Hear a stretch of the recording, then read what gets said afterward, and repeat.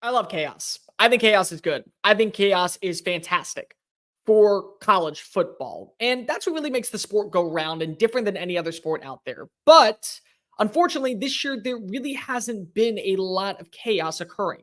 There's been some close calls and there's been some must see matchups, but there hasn't really been that defining game that completely unravels the college football playoff rankings. So, what exactly needs to happen for several of these teams to make it to the CFP in 2023?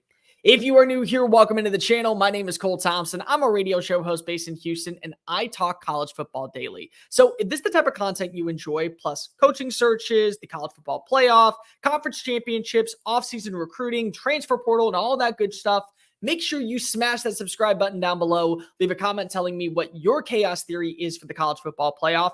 Tell your friends, your family, your sister, your brother, your mortal enemies, your best of bros about this channel. And as always, let's continue to talk college football. So we're in week 13, and about a month ago, we started having conversations. Well, what if this were to occur? And then about 2 weeks ago, we said, well, what if this were to occur? And then last week, we said, well, what happens if this team upsets this team? And none of it happened. And here we are going into week 13, where there really is a clear-cut pathway for 4 undefeated rosters to make their way into the college football playoff. And that might be the best case scenario if you are a playoff committee member. It really could. And I know that there are going to be people out there who say, well, why does Florida State deserve its spot in the CFP? More on that in a little bit, but let's just talk about those teams that currently are in the top 4 spots. You win and you're in. Georgia wins out. They beat Georgia Tech. They beat Alabama. Congratulations. You're once again the number 1 seed in the CFP. If Michigan beats Ohio State or Ohio State beats Michigan, and then they don't find a way to self-implode in Indianapolis against Iowa's mediocre offense, congratulations. You're in the college football playoff.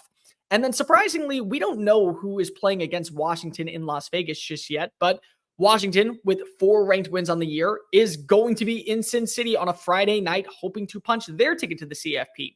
They beat Washington State, and they beat whoever the hell else they play in Las Vegas. Welcome to the party, back for the first time since 2016. And then comes the actual theory of who gets that last spot. Do we give it to a non-conference champion? Do we give it to a team that has 1 loss, but is a conference champion that doesn't look up to certain par? And this is where we actually have that scenario. Let's go ahead and talk about Florida State real fast, because everyone's going to say Florida State right now doesn't deserve a spot in the CFP. Whether that's because of their strength of schedule or losing Jordan Travis or whatever the committee thinks is going to hinder the success of Florida State once they get into the Final Four for ratings purposes, all of that, it doesn't matter. In my opinion, Florida State did its job during the regular season, and it did its job on the road in Charlotte at a neutral field location against Louisville to punch their ticket to an undefeated season. Like it, hate it, doubt it, doesn't matter. They belong in the college football playoff because they are a conference champion at a Power 5 level who's undefeated. And here's the thing. We can always go back and talk about the 2014 Ohio State team when Braxton Miller went out and then JT Barrett went out. And here comes Cardale Jones playing against Wisconsin, and no one has any idea what he's going to be.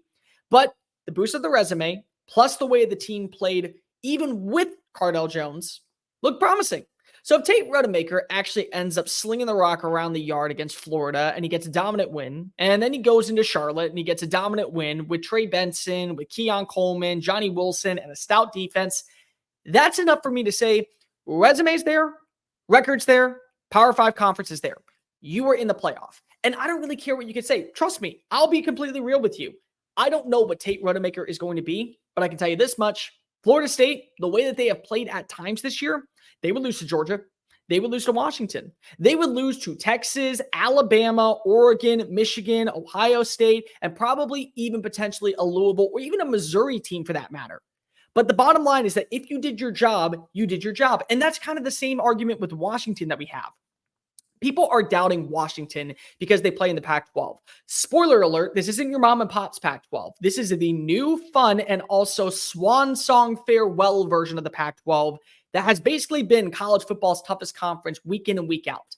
We have seen countless teams find their way into the top 25 rankings at some point this year.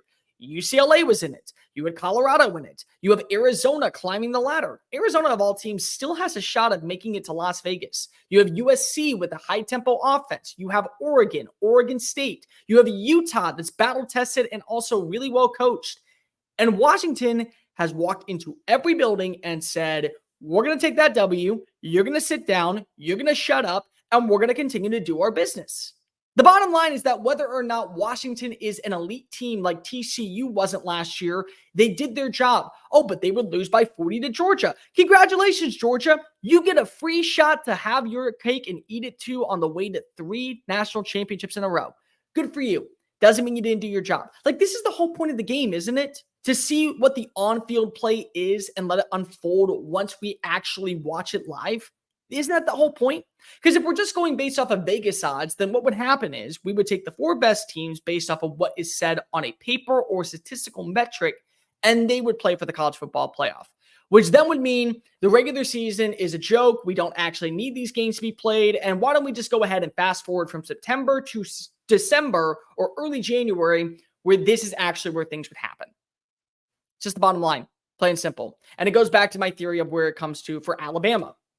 Alabama right now, in my opinion, is the 6th best team in college football. And you can make an argument that they're the 5th best team in college football, or the 4th best team, or maybe even the 3rd best team. How Jalen Milroe and this offense has completely revitalized itself since nearly being embarrassed in Raymond James Stadium on a sweltering, stormy day in September.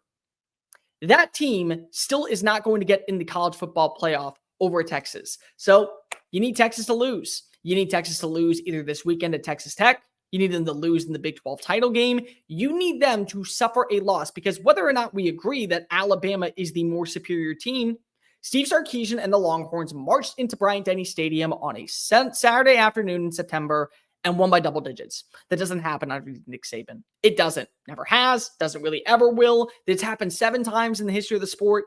You're not going to not honor head-to-heads. That's the bottom line.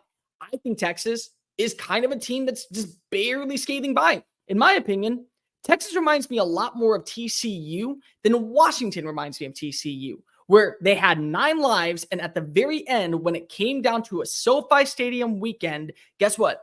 They couldn't get it done. That was the 9th life, and the cat ended up kicking the bag. You don't get to have your cake and eat it too. This isn't a pizza parlor where you get to walk in and say, I want this topping, this topping, this topping, this topping, this topping, this topping, and this topping. Hold the onions.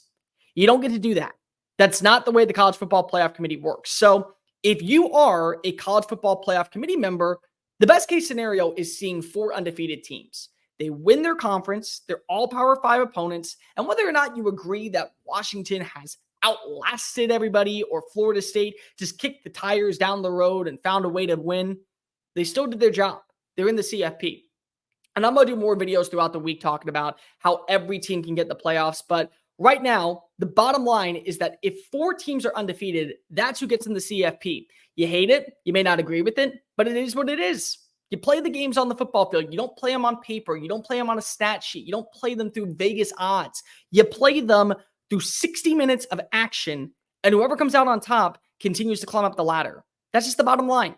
I do think that there are going to be proponents of the College Football Playoff Committee, though, rooting for chaos. I do. I really do. And it could come in many forms, whether that be Oregon losing this weekend to, say, Oregon State, thus allowing, say, an Arizona to make it to the Pac-12 title game, or Florida finding a way to upset Florida State, or Texas Tech marching into Austin, Texas, and beating up on Steve Sarkisian's Longhorns. They're probably rooting for chaos. And chaos is a good thing. Again, I'm not disagreeing with you. But right now, the scenario to where we have the college football playoff is that there's 4 undefeated conference champions. That should be the bottom line. And then afterwards, you have to look at strength of schedules. In my opinion, Alabama, if they run the table and upsets occur, is going to get in. They've had a tougher schedule than, I would say, Oregon. They've had a tougher schedule at times than Texas, and they certainly had a tougher schedule than Louisville. But they still need chaos to occur. Louisville, unfortunately, I think is on the outside looking in. I think no matter how you phrase it, they're basically saying, well, we're glad that we're going to be a 12-win team, because basically we would need Arizona to get a win over Washington. We would need Iowa to get a win over Michigan or Ohio State. We would need Alabama to get a win, but also Texas to get a loss. And then after all that, we still would probably need one of these other teams to lose somewhere in the process. That way we are secure as that 4th spot. That's the way I view Louisville. Stinks. It's not fair, but the games are played on the football field. And by the way, before we get on out of here, you look right now, as much as I would say Michigan, that's a good team. Michigan, they might be good enough to win a Big Ten title. But you can't justifiably say, hey, well, they didn't win, but they beat up on every other opponent. Look at their schedule. Like, just look at their schedule, guys. Their schedule is basically telling you we dominated against lesser tier teams. And then when we had to play the big boys, we had a good win. We had a struggle win, but a win. And then we played against Ryan Day and this ragtag superstardom Ohio State roster and got our doors kicked in. Oh, but we didn't have Jim Harbaugh. Doesn't matter. It doesn't matter. And kind of the same thing I think goes for Ohio State, though the Buckeyes at least can say, well, we had to travel to South Bend, Indiana and play against a top 10 Notre Dame team that went down to the wire. And maybe we could have lost that game and we didn't. We prevailed. And we prevailed also without having several of our superstars like Emeka Ibuka and Travion Henderson for most of the season.